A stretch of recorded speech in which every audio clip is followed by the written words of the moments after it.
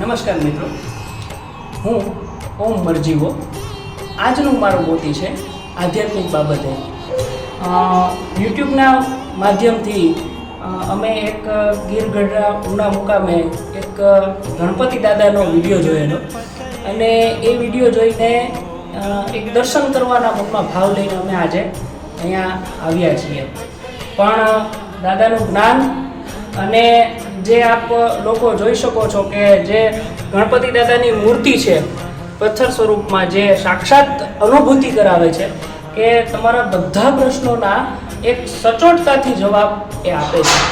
અને એવું મનમાં ભાવ થાય છે કે જાણે આપણની બધી જ ચિંતાઓના, બધા જ સવાલોના ચોકસાઈપૂર્વક અને સાચા જવાબો આપણને મળી ગયા. તો હું આપ સર્વે લોકોને એવું કહું છું કે ઈશ્વર છે એ ચૈતન્ય સ્વરૂપ છે અને આવી હરેક જગ્યાએ તમે અલગ અલગ જગ્યાએ, ગામમાં, મંદિરોમાં તમે આવું ક્યાંક ને ક્યાંક સંકેતો અને જે એમ કહેવાય ને કે કળિયુગના પરચા એ જોયા હશે.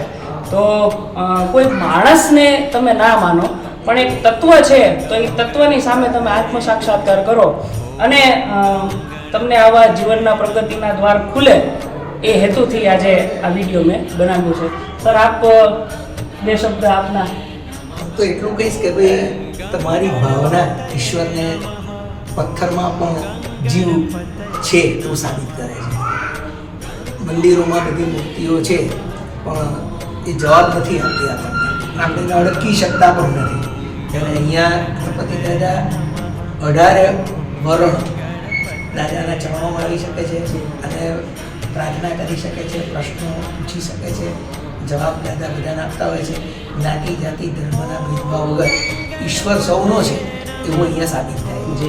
બીજું 180 જણને જવાબ સચોટ મળે છે, 20 જણને ના મળે એના કર્મના બંધનને લીધે, તો એના સાથે આવેલા કોઈ પણ વ્યક્તિને પણ જવાબ મળે. છેલ્લે કોઈ ના હોય તો મારા માધ્યમ દ્વારા પણ હું જવાબ આપતો હોઉં છું. સચોટ જવાબ ઈશ્વર અહીંયા આપતા હોય છે. અને પથ્થરની અંદર આપણે ગણપતિ દાદાની મૂર્તિ આપણે આકારથી જોયેલા છે, અહીંયા મૂર્તિ સ્વરૂપ નથી, નિરંજન નિરાકાર છે, એ સાકાર સ્વરૂપમાં અહીંયા પ્રગટ થયા છે અને એ આપણે અનુભવી શકીએ છીએ. તમે પણ અનુભવ્યું, તમારી સાથે આવેલા તમારા મિત્રોએ પણ અનુભવ્યું કે આમાં જીવ છે, આ સજીવ મૂર્તિ છે, કોઈ નિર્જીવ પથ્થર નથી. એ અનુભવવાનો વિષય છે અને હરિવ્યાપક સર્વત્ર સમાના પ્રેમ સે પ્રગટ હોય. ઈશ્વર બધે જ છે, પ્રેમ તત્વ હોય ત્યાં પ્રગટ થાય છે. એ પ્રેમને લીધે પ્રજ્ઞા છે અને લોકોને જવાબ આપે છે. એને કોઈ વસ્તુની જરૂરિયાત નથી. મારે આ જોઈએ, ગઈકાલે હાર પહેરાયો તો એ મેં પહેરાઈ રાખ્યો છે, હું ઉતારું મને કે ના ચાલશે, ચાલુ રાખ્યો છે. અમારા માધ્યમથી સારું કાર્ય થાય છે, લોક સેવાનું કાર્ય આપણે કરી શકીએ છીએ. અને એ પણ કોઈ પણ જાતના સ્વાર્થ વગર. આ બહુ મોટી વસ્તુ છે.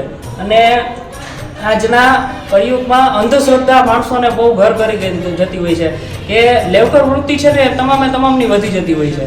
તો એમાં આ એક મોટું દ્રષ્ટાંત પૂરું પાડે છે. હું પોતે પણ બ્રાહ્મણ છું, પણ કર્મકાંડ નથી કરતો. કર્મકાંડ કરતો હોઉં તો મને કોઈક લાલચ હોય કે ભાઈ આ વિધિ કહું, આ વિધિ કહું, આ વિધિ કહું, તો મને થોડી ઘણી પણ આમ આર્થિક લાલચ હોય તો હું વિધિઓ સજેસ્ટ કરું. પણ હું પોતે કોઈ કર્મકાંડ કરતો જ નથી. મને જે દેખાય કે આ વસ્તુ જરૂરી છે કુંડળી પ્રમાણે કે દાદાને માર્ગદર્શન પ્રમાણે, હું કહું ભાઈ આ કરજો, તમારે જ્યાં કરવું હોય ત્યાં કરજો. તો સત્યની નજીક જવાનો પ્રયત્ન કરીએ છીએ. થોડા અંધારેથી પ્રભુ પરમ થઈ છે તો લઈ જાય. જી ચોક્કસ. અને હું આપ વિડીયોના માધ્યમથી આપ બધા લોકોને પણ એવું કહું છું કે સમય મળે, અનુકૂળતા હોય તો અગાઉથી જાણ કરી. હું એટલા માટે મારો ફોન નંબર કોઈને નથી આપતો કારણ કે લોકો જીવવા નથી. સાચી વાત છે. પણ મને જીવવા નથી દેતા તો મારો નંબર, પર્સનલ નંબર જાહેર થાય તો, અને લોકોને તો દરેકને પોતાની તકલીફો એટલી બધી હોય કે એને પોતાનું દુઃખ મોટું લાગે. એ મારું દુઃખ ના જોઈએ. મારો સુવાનો ટાઈમ હોય, મારો ખાવાનો ટાઈમ હોય, મારો પીવાનો ટાઈમ હોય, બહાર જવાનો ટાઈમ હોય, ફેમિલી સાથેનો ટાઈમ હોય, એ લોકો જોતા નથી. એટલે પછી મારો ફોન નંબર હું ડિક્લેર નથી કરતો. કોઈ મેસેજ કરીને તમે આવો, કોઈ પણ માધ્યમ દ્વારા, યુટ્યુબના માધ્યમ દ્વારા પણ તમે મેસેજ કરો તો હું મારી અનુકૂળતા જવાબ આપી જ દઉં છું. એવું નથી 10 એક વ્યક્તિને 10 વખત જવાબ આપેલા છે. એટલે હું અહીંયા રહેતો નથી. મોટી તકલીફ એ છે કે જે દિવસે અહીંયા દાદા આવે તે જ દિવસે મારા છોકરાની ગાંધીનગરમાં બદલી થઈ છે અને હું એની સાથે રહું છું. એટલે અહીંયા સ્પેશિયલ લોકોના પ્રશ્નો માટે અઠવાડિયે 10 દિવસે આવતો હોઉં છું.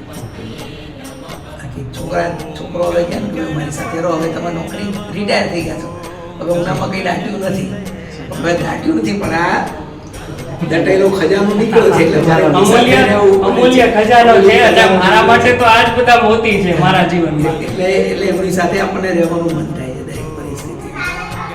તો આવા અમૂલ્ય મોતીનો લાભ લેજો. ધન્યવાદ.